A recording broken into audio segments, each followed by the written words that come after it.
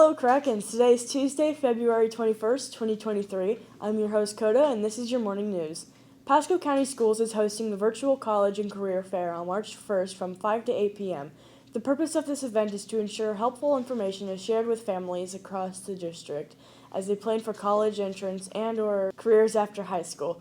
Each session will have a live presentation through Zoom with representatives from college, career, and armed forces. Registered attendees can sign up for a presentation, so don't miss out on this amazing opportunity. On February 27th and 28th, there will be ELA and algebra retakes. On March 1st, all juniors will be taking the SATs. Come join the fun at our family trivia night, February 23rd, 6 to 8 p.m. Gather your family and team up against fellow Krakens in our tournament-style game of trivia. Test your knowledge and battle it out for the awesome prizes. Pizza and drinks included in your registration. Senior dedication ads for the yearbook can now be purchased online by Wkrn payment portal through My Student. To customize the ad, including submitting pictures and messages, selecting font types and sizes, please complete the mock form posted on the Class of 2023 Canvas site. To make sure the yearbook staff can complete the ads, please submit the mock form with the payment by Friday, March 10th. And for today's news, we interviewed Mr. Martindale, the sponsor of the Aquaponics Club, and a few members of the club. We went to them to see what they would like to share with everyone and what goals they have for the club in the future.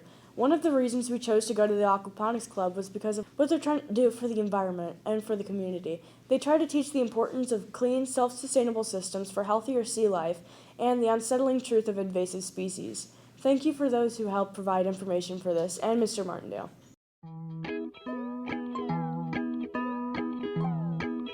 If I told you that this room took 4 years to put together, you wouldn't believe me at first. But yes, Mr. Martindale and all of the programs helped to create our aquaponics lab, from the designing of the posters to the construction of the tanks and the many donations to make it all possible.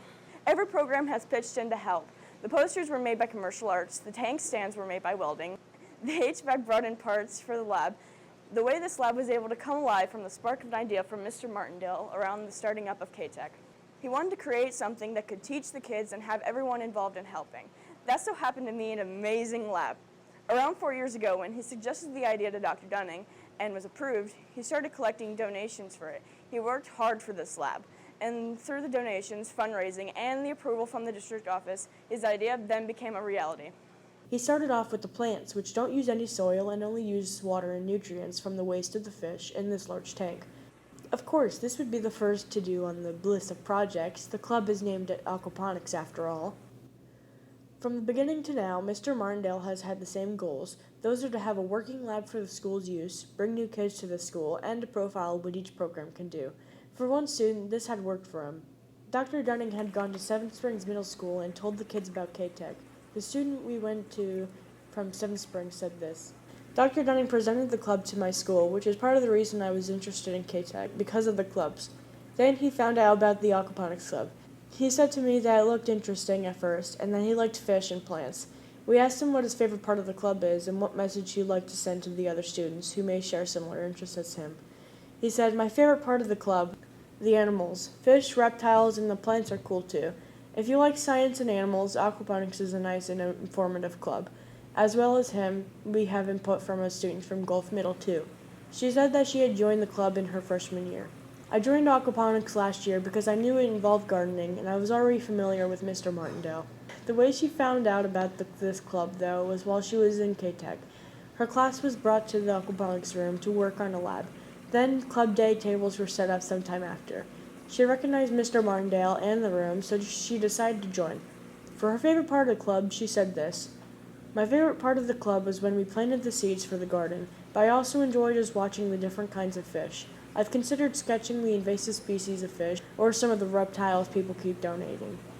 In the aquaponics room, everyone is able to look around and observe all the invasive species of fish or his personal collection of native fish and reptiles.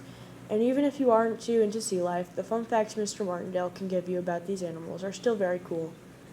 The club has a very relaxed atmosphere. It's therapeutic to maintain and grow something beautiful that every program has contributed to in some way. It's also a nice place to catch up on work if you're falling behind or need extra help." Thanks to the Aquaponics Club for sharing your experiences of the history of the club and what you're working towards, and to everyone who gave their opinion about the club. And anyone who's now interested in joining the Aquaponics Club, the end of the year is just around the corner, so go sign up next year to see what they have planned. This is all for today's news. Have a wonderful day, Krakens.